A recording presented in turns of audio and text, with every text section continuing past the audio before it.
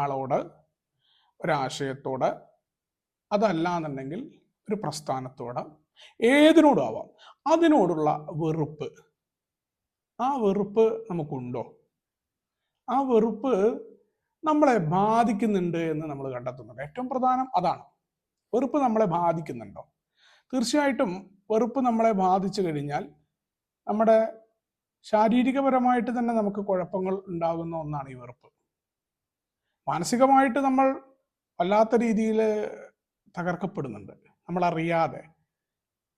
ഈ വെറുപ്പ് കൊണ്ടാണ് പലപ്പോഴും നമുക്ക് ആ വെറും കണ്ടുകൂടായക, ഒരാളെ കണ്ടുകൂടായക, അത് കേൾക്കുമ്പോഴേക്കും നമുക്ക് ഇഷ്ടക്കേട് വരിക.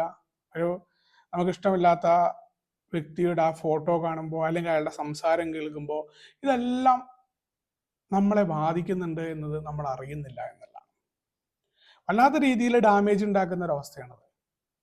അപ്പോൾ എന്തുകൊണ്ടാണ് നമുക്കത് സംഭവിക്കുന്നത്?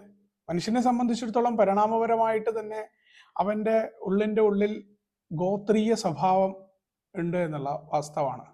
നമുക്കെപ്പോഴും ഒരു കൂട്ടം ആളുകളെ വെറുക്കാം, നമ്മുടെ പോലെ. അതുകൊണ്ടാണ് നമ്മുടെ കേരളത്തിൽ പോലും നമ്മൾ ഈ തെക്കും വടക്കും മലബാറും എല്ലാം പറഞ്ഞുകൊണ്ട് നമ്മൾ തല്ലുണ്ടാവുന്നതിൻ്റെ കാരണം. ഒരു ഭാഗത്ത് എന്തെങ്കിലും ഒരു പ്രശ്നം ഉണ്ടായി കഴിഞ്ഞാൽ വളരെ പെട്ടെന്ന് നമ്മൾ അത് ഇന്ന കാരണം, അത് ഇന്ന ആളുകൾ ഇങ്ങനെയാണെന്ന് പറയുന്ന പഴഞ്ചൊല്ലുകൾ പോലും നമുക്കുണ്ട്.